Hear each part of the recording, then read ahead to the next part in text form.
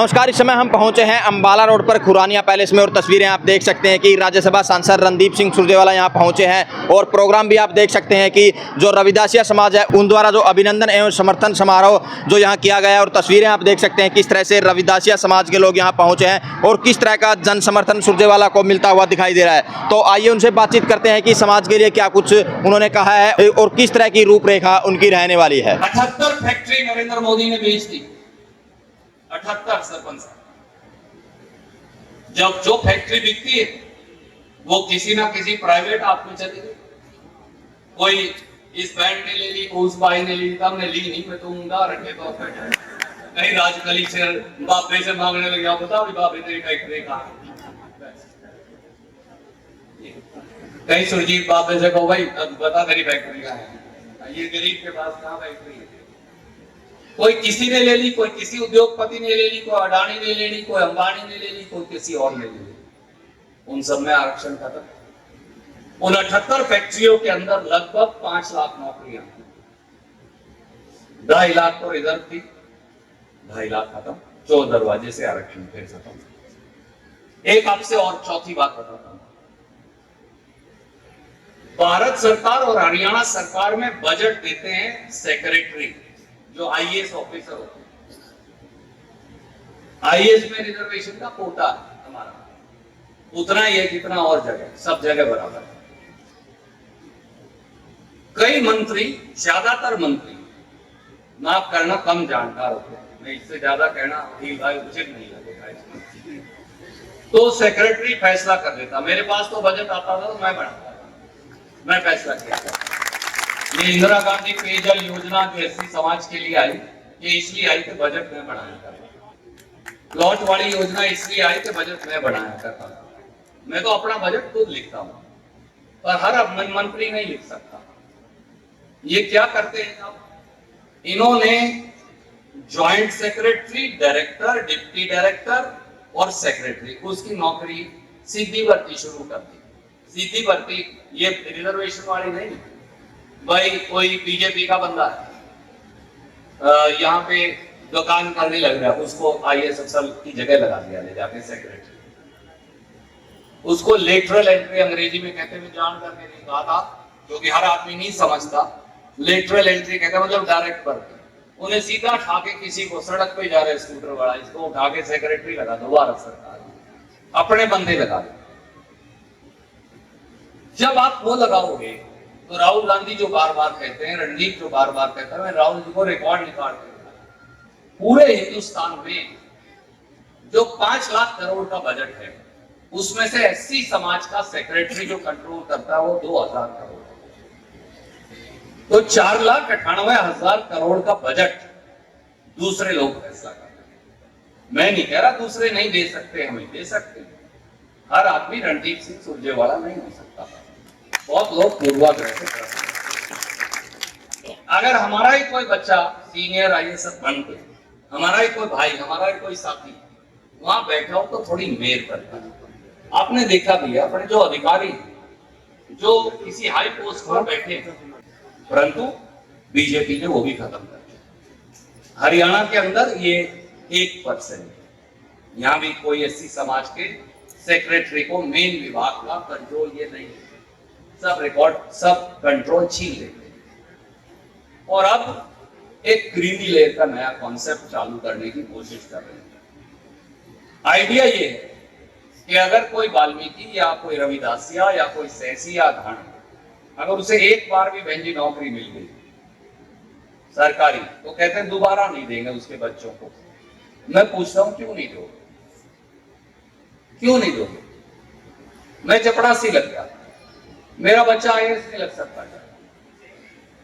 और एक बार नौकरी देने से भेदभाव खत्म नहीं हो जाता। मैं उदाहरण दूं, संगीता कालिया हमारी बेटी है, हमारे समाज की। सही है गलत है? क्या दुर्व्यवहार अनिल विज ने उसके साथ किया था? वो तो एसपी है। जो एसपी को बेइज्जत करके धक्के मार के निकाल सकते हैं, तो पूर्वाग्रह खत्म हो गया या नहीं हुआ? नहीं हुआ ना? नहीं हुआ जी। तो क्योंकि अगर सुनीता कालिया एसपी लग गई तो आपने जैसे उसको धक्के मार के निकाला, बेइज्जत किया, तो पूर्वाग्रह अभी खत्म नहीं हुआ। इसलिए आईएएस आईपीएस बनने से भी आप किसी के बच्चे को महरूम नहीं कर सकते। और ज्यादातर तो अपने आईएएस आईपीएस लगते ही नहीं, अपने वाले तो ग्रुप डी में रह जाते हैं ज्यादातर तो। अब ग्रुप डी से ग्रुप ए तक का सफर उन्हें तय करना है। जिस दिन समाज में सारा पूर्वाग्रह खत्म हो जाए उस दिन हमसे दोबारा बात करना, वो भी समाज से, हमसे मत करना, मेरे जैसे लोगों से। पर आज तो संगीता कालिया का सम्मान सुरक्षित नहीं, आईपीएस अफसर होके मेरे और आपको कौन पूछने वाला ये ऐसा करने लगे। तो मैं आज आपसे कहता हूं मेरे भाइयों साथियों, चुनाव है, मैं मानता हूं मैं चुनाव से भटक गया, अपने दूसरे पारिवारिक मुद्दों पर, सामाजिक मुद्दों पर चला गया। मैं एक बात आपको कहता हूं, रणदीप सिंह सुरजेवाला मेरे भाइयों के लिए, एससी समाज के हर वर्ग के लिए, रविदासिया समाज के लिए भी, समाज के बाकी वर्गों के लिए भी, जब तक खून का आखिरी कतरा है लड़का।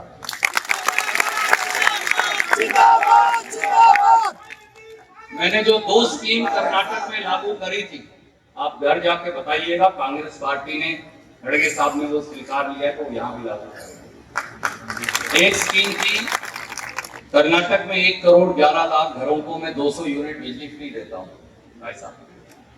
उसका फायदा किसको हो रहा है? सबसे ज्यादा जो गरीब है।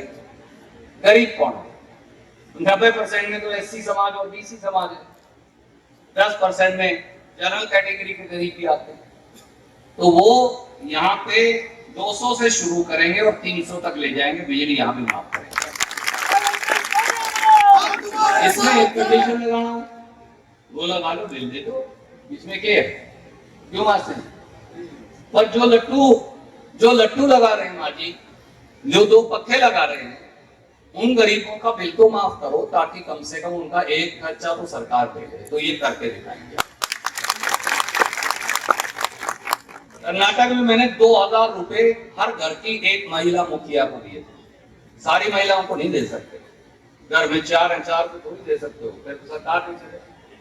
तो घर में एक महिला मुखिया को, पुरुषों को नहीं दिए। महिला बजट चलाती है घर का। दूध कितना महंगा हो गया, दाल कितनी महंगी होगी, पत्ती चाय की कितनी महंगी होगी, गैस सिलेंडर कितना महंगा हो गया, आटा कितना महंगा हुआ, छोले राजमा कितने महंगे हो गए, मसाले कितने महंगे हो गए, क्यों कर चलाना। आखिर में पहला बजट जो करता हूँ घर का कटता, तारा कटे। मैं कर्नाटक में 1 करोड़ 22 लाख महिलाओं को 2000 रुपए 7वीं तारीख तक उनके खाते में सीधे जमा कराऊं, कोई बिचौलिया ही नहीं। सब पुरुष रोड़ा पाते हैं, बहुत यू सुरजेवाला ने हमारे घर में इसको कसम मना दिया, लगाई तो ये कर दिया, वो तो जैसे आपने कहा करे गांव में बोली बोली बात बहुत कहते हैं मुझे, मैंने नहीं सुनी। 5-7 गाड़ भी काटते मुझे रोज खड़े होके, ये सुनती नहीं मेरी, इसके तो सीधे खाते मेरे पहिया में वगैरह वगैरह। मैंने कहा तुम क्यों सुनानी, तुम इसको 2-5 हजार और दिया कर, 2 मेरे 5 दिया कर, अगली भी खुश रहेगी, बढ़िया रोटी भी डाल के खिलाया करेगी, क्यों दुखी हो रहे, ला सीपी अपने मौज कर। तो जो यहाँ भी करने वाले हैं, मैंने कहा था 1000 रुपए पे मैंने कहा शुरू करो, बजट देख लो। तो हर सरकार का अपना 24,000 करोड़ देते हैं, 24,000 करोड़, और मैंने काउंट करवाया 82% एससी को मिल रहा है, 82%। उसमें हर घर कवर हो, सारे घर कवर हो, 98-99% घर कवर है एससी। तो हर आदमी को यहाँ भी एक कोशिश कर रहे हैं, 1000 पे शुरू करो और 2000 रुपए तक घर की एक महिला मुखिया के खाते में डालें। खड़गे साहब मांगने अनाउंस कर दिया। मैंने कहा सरकार चलाने के लिए बाकी बजट बाद में देखेंगे, जब तक लोगों को मालिक और हिस्सेदार नहीं बढ़ाओगे तब तक काम नहीं चलेगा। अब आखिरी बात आपसे कहता हूं, बस आने वाले बहुत लोग आएंगे, ये लोग वो हैं जिनके मन में आपके प्रति उल्टे जरासीम है। इनको गरीब आदमी में से बदबू आती है, अगर मैं माफ करना, अगर मैं कहूं, इनको गरीब आदमी के हक छीनने, इन्हें गरीब आदमी को दबाकर ही आनंद आता है। पर अब गरीब आदमी बराबर खड़ा हुआ होगा, वो डरता नहीं, झुकता नहीं, दबता नहीं, किसी के बहकावे में आता नहीं। मैं आपसे हाथ जोड़ के एक ही बात कहता हूं, हर वो वोट जो आप कांग्रेस पार्टी को देंगे, आपके अजीज आदित्य सुरजेवाला को देंगे, वो बाबा साहब की सीख को मजबूत करेगी और मुझे ताकत देगी, और आपके इस अजीज को ये ताकत देगी कि वो मिलकर आपके साथ आपकी लड़ाई लड़ सके। मैं आज आपसे वचन देकर जाता हूं, जब तक रणदीप सिंह सुरजेवाला जिंदा है, मेरी बहन शैलजा और हम दोनों मिलकर लड़ते ही रहेंगे। जब तक हम जिंदा हमें किसी से भी लड़ना पड़ेगा। आपकी तरफ कोई आंख उठा के नहीं देख सकता, ना हमारे आरक्षण की तरफ, ना हमारी कल्याणकारी योजनाओं की तरफ। और जिस दिन आपके भाई के हाथ में कलम आ गई, उस दिन मैंने बता दिया, दो तो ये करके दिखाऊंगा और मेरे मन में ही है क्या क्या करके दिखाऊंगा।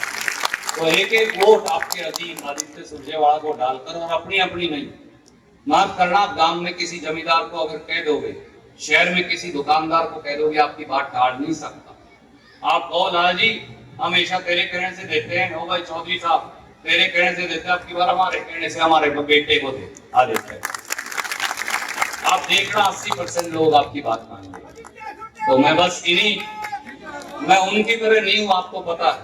मेरा साहब ने दरखास्त दी, मुझे दिखाया, लीला एक बार 51 लाख बोल गया, फिर 51 लाख बोल गया, 51 रुपए नहीं आए। सही है कि नहीं? जो अपनी रविदासिया बड़ी पुरानी चौपाल है। मैं आज आपको कह के जाता हूँ, कितने रुपये लगाई उतारी छूट है, भाई मेरा साहब दस्तखत लिख के ले आइए और मेरे खाली कागज पे दस्तखत करा के ले जाइए।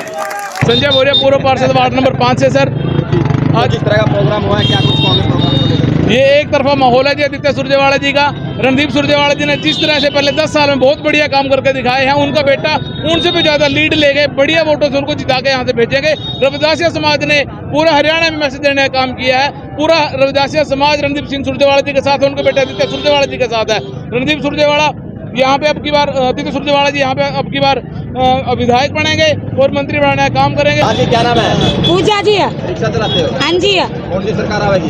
कांग्रेस है। कांग्रेस है? हाँ जी है। कैसे कह रहे हो आप कांग्रेस आएगी? पक्का जी कांग्रेस आएगी, रणदीप सुरजेवाला आएगा जी। अच्छा, हाँ जी, कैसे कह रहे हो आप? उसकी सदार में? मुझे उम्मीद है जी पूरी। अच्छा, हाँ जी, मुझे पूरी उम्मीद है जी कांग्रेस आएगी आपकी। अच्छा, हमारा मोदी ने कोई काम नहीं कर रखे जी, हम धक्के खाते फिर हमारे को कोई रोजगार नहीं दे रखे है। इतना कर रहे फिर भी रोटी खाने को नहीं आएगी, इतनी महंगाई कर रखी है जी।